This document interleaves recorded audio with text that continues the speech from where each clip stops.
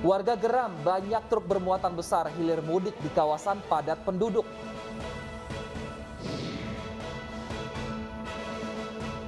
Sepulang dari Turki bersama keluarganya, selebriti Ashanti dinyatakan positif COVID-19.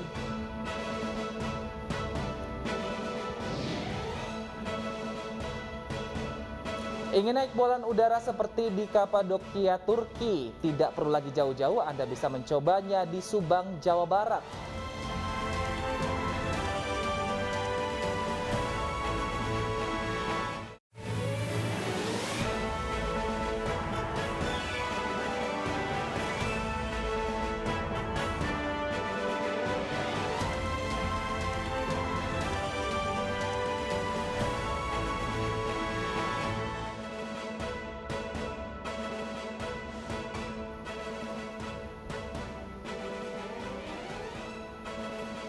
Halo, selamat siang pemirsa. Apa kabar Anda hari ini? Semoga selalu sehat ya di akhir pekan. Senang sekali, saya Bernadetta Ginting dan rekan saya Wilson Purba akan menemani Anda selama 1,5 jam ke depan dengan beragam informasi menarik dari sejumlah daerah di Indonesia. Seperti biasa, informasi pertama akan disampaikan terlebih dahulu oleh rekan saya Wilson Purba. Halo Wilson, selamat siang. Ada informasi menarik apa hari ini? Selamat siang Deta, ini ada informasi menarik tapi tentunya mungkin agak sedikit miris bagi ibu rumah tangga karena hingga saat ini harga minyak goreng ini masih mahal dan tentunya berdampak pada ibu rumah tangga dan juga pengusaha kecil. Kita akan pantau seperti apa laporan langsung nanti dari pedagang di pinggir jalan. Dan pemirsa, demikianlah iNews Siang selengkapnya untuk Anda.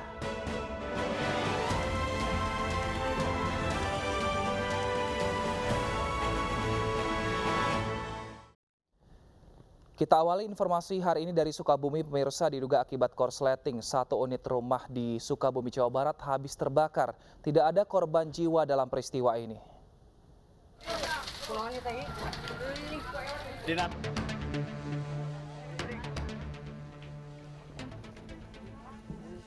Kobaran api semakin membesar dengan cepat membakar rumah warga di Kampung Babakan Jampang, Gunung Puyuh, Kota Sukabumi, Jawa Barat pada Jumat malam.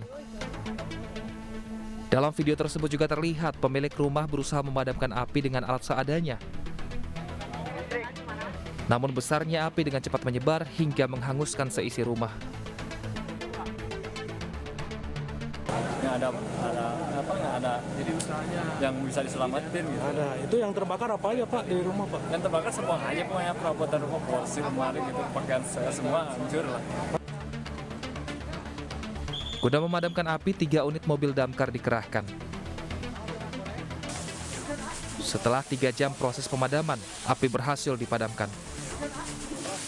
Itu menurut keterangan saksi mata diduga sementara dari korsleting listrik. Mungkin jenis-jenis yang terbakar di sini ada beberapa, yaitu diantaranya alat rental sound system dan juga di sekitaran tempat kebakaran ada isi rumahnya yang itu ada kulkas.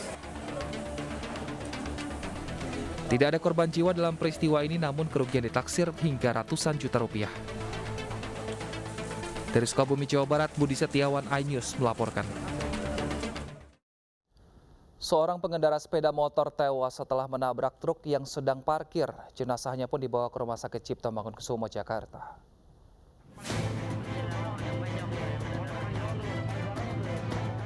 Pengendara motor yang belum diketahui identitasnya tewas setelah motor yang dikendarainya menabrak bagian belakang truk yang sedang parkir di pinggir jalan Profesor Dr. Satrio Setiabudi, Jakarta Selatan, Sabtu dini hari.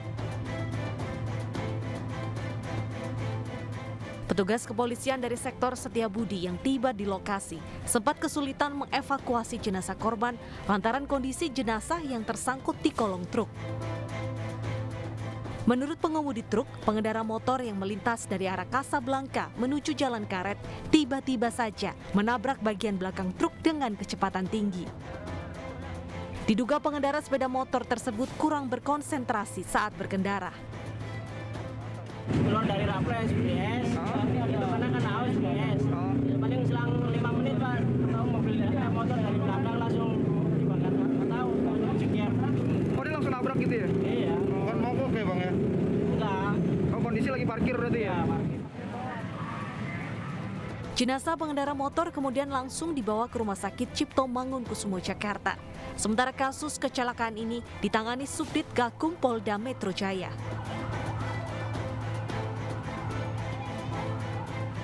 Dari Jakarta, Rio Manik, iNews melaporkan.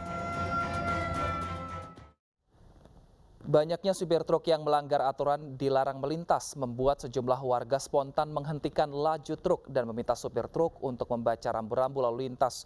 Warga geram karena banyak truk bermuatan besar yang hilir mudik di kawasan padat penduduk.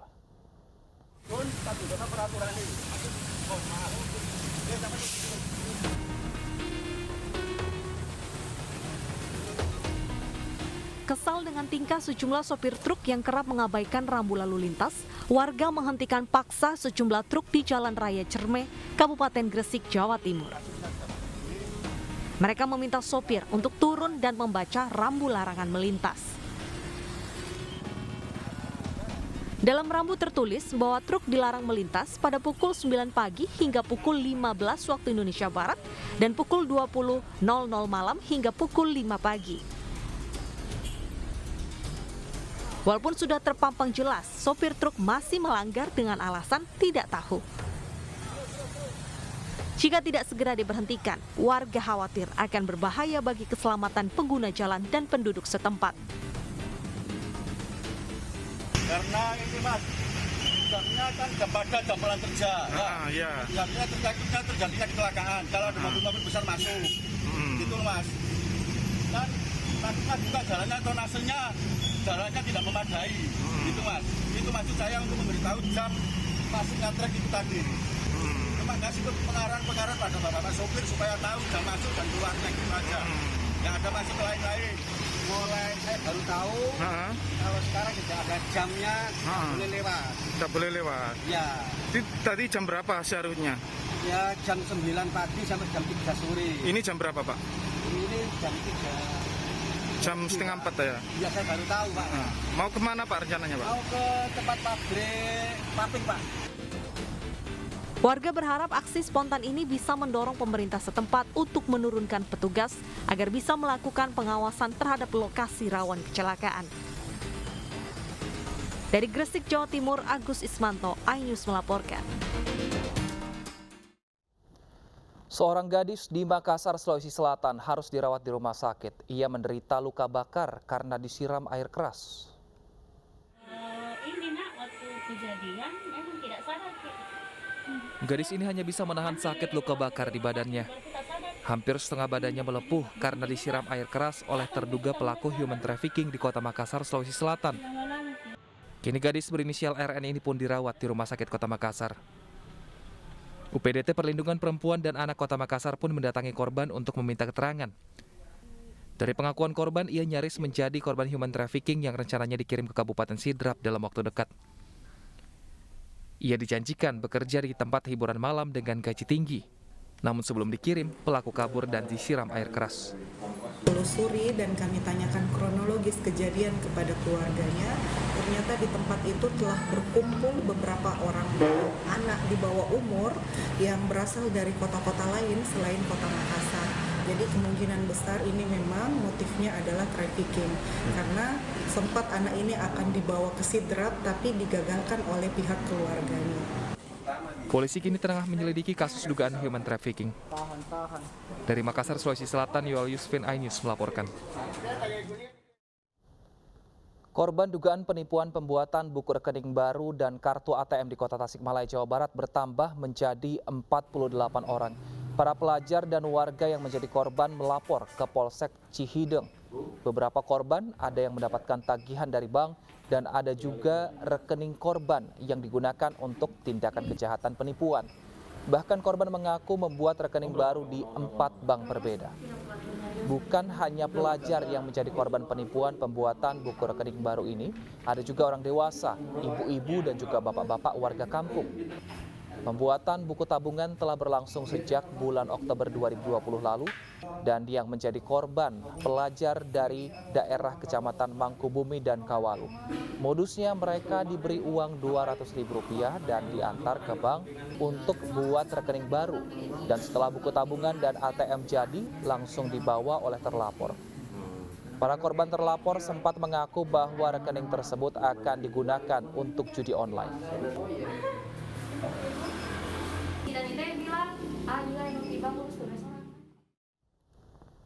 Pemirsa, Satuan Reserse Kriminal Polres Cilacap, Jawa Tengah membongkar kasus investasi bodong yang mengakibatkan kerugian hingga lebih dari 2 miliar rupiah.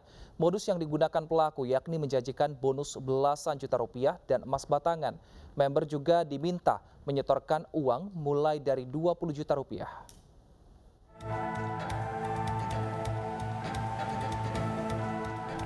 Kasus penipuan dengan kedok investasi bodong bukanlah cerita baru. Temuan terbaru dari Cilacap, Jawa Tengah, pelaku dengan inisial TY berhasil menipu puluhan korban. Modus yang digunakan pelaku yakni menjanjikan bonus berupa uang belasan juta rupiah serta emas batangan. Syaratnya, para korban harus mampu merekrut 7 orang dalam waktu 1 tahun. Korban yang mendaftar sebagai member harus menyetorkan uang yang jumlahnya bervariasi, mulai dari 20 juta hingga 70 juta rupiah. Selain menjanjikan bonus, pelaku juga menjanjikan akan mengembalikan uang setoran jika member tidak dapat mencapai target. Namun setelah 1 tahun, para korban tidak menerima pengembalian uang. Total kerugian mencapai 2,2 miliar rupiah. Investasi Maksum Gold ini menawarkan orang yang menyetorkan sejumlah uang sebagai syarat untuk menjadi member.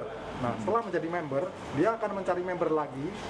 Selama setahun harus mendapatkan member sebanyak 7 orang. Bonusnya berapa sih, Mbak? 16 juta. 16 juta. Ya. Kalau emas berapa gram? Ada 1 gram, ada 2 gram, ada 3 gram, tergantung mereka masuknya. Kalau dapat member, kalau nggak dapat? Kalau nggak dapat mereka akan dibantu bawah ke atasannya. Polisi masih mendalami kemungkinan adanya pelaku lain dalam kasus ini dengan melakukan penelusuran aliran uang. Pelaku terancam pasal 378 dan pasal 372 dengan hukuman pidana 4 tahun penjara. Dari Cilacap, Jawa Tengah, Heru Susanto, iNews melaporkan. Pemirsa, 17 kecamatan di Kabupaten Aceh Utara masih terendam banjir. Guna menjangkau kawasan terisolasi, pendistribusian bantuan dilakukan dengan menggunakan sampan. Sudah lebih dari sepekan banjir melanda Kabupaten Aceh Utara dan merendam 17 kecamatan. Akibatnya sejumlah desa di beberapa kecamatan masih terisolasi. Sudah beberapa hari mengungsi, bantuan makanan di kawasan yang terisolasi tidak mencukupi, pemirsa. Hal ini disebabkan mobil belum bisa masuk ke kawasan tersebut. Sementara itu pada hari ini untuk menjangkau lokasi pengungsian, pendistribusian bantuan dilakukan dengan menggunakan sampan atau speedboat. Diketahui banjir awal tahun ini disebabkan intensitas hujan yang tinggi sehingga 3 sungai, yakni Sungai Keruang Peto, Keruang Kreto, dan Sungai Keruang Pirak jebol hingga akhirnya meluap ke permukiman warga.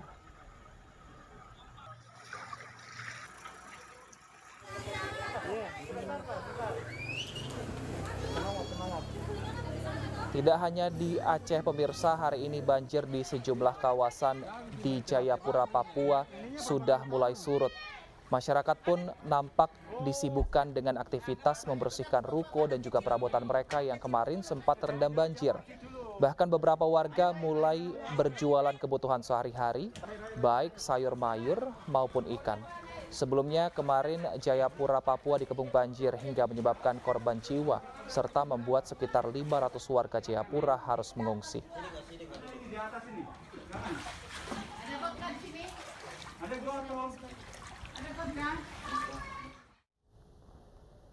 Untuk mengetahui kondisi terkini dari banjir dan juga longsor di Jayapura, Papua, sudah bergabung bersama kami Kombes Pol Ahmad Mustafa Kamal, Kabid Humas Polda Papua. Selamat siang, Pak Kamal. Selamat siang, Bang Willem. Baik, Pak Kamal, saat ini banjir sudah mulai surut dengan ketinggian berapa, Pak?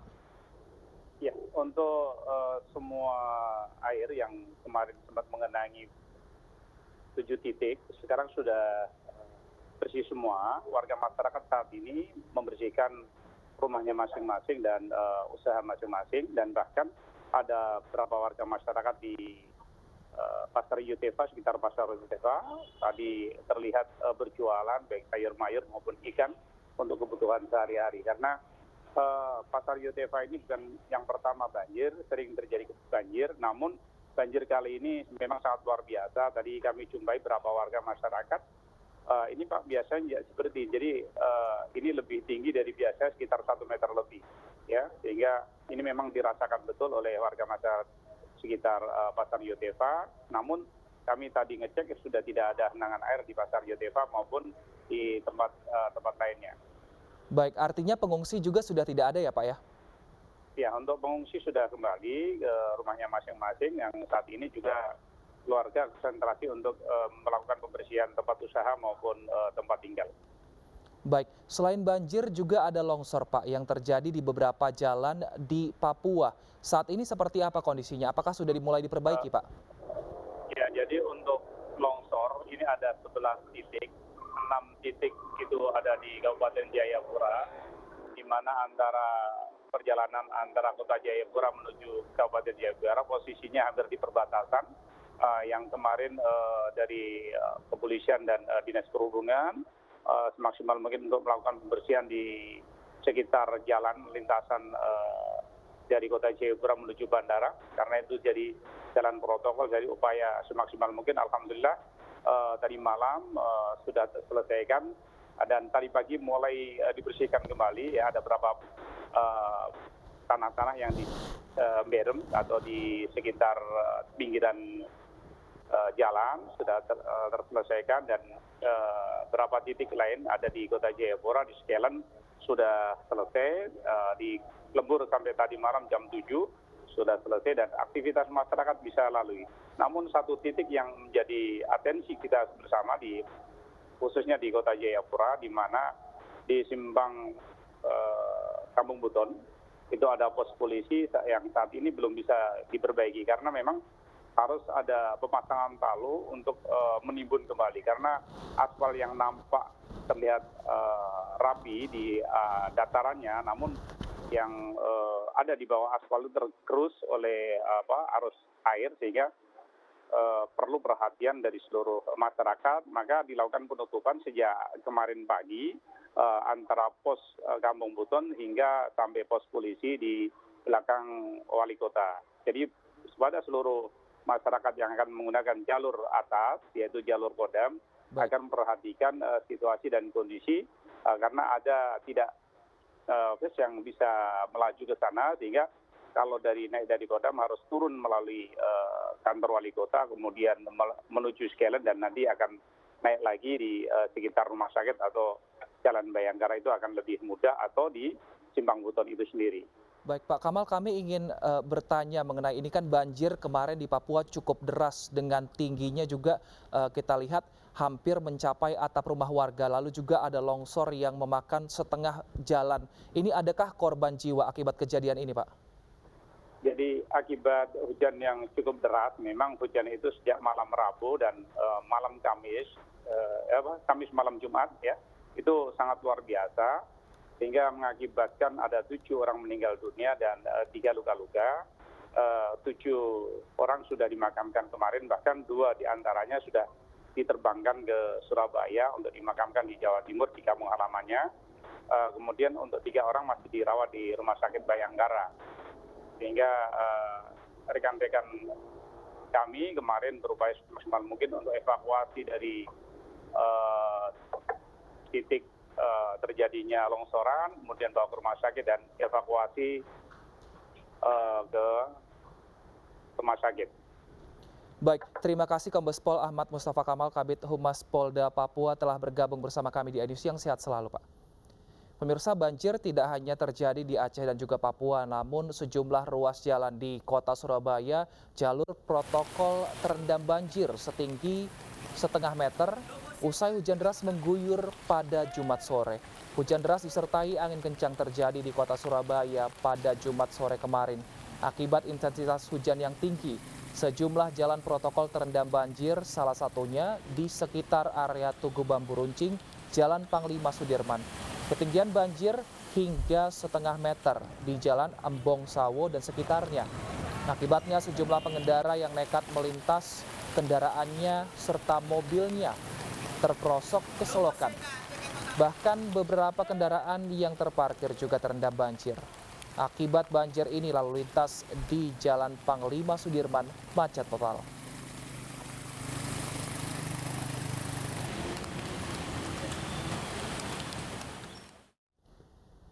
Pemirsa, artis Ashanty dan 7 orang anggota keluarga lainnya terpapar COVID-19 sepulang berlibur dari Turki. Selengkapnya kami hadirkan usai jeda berikut.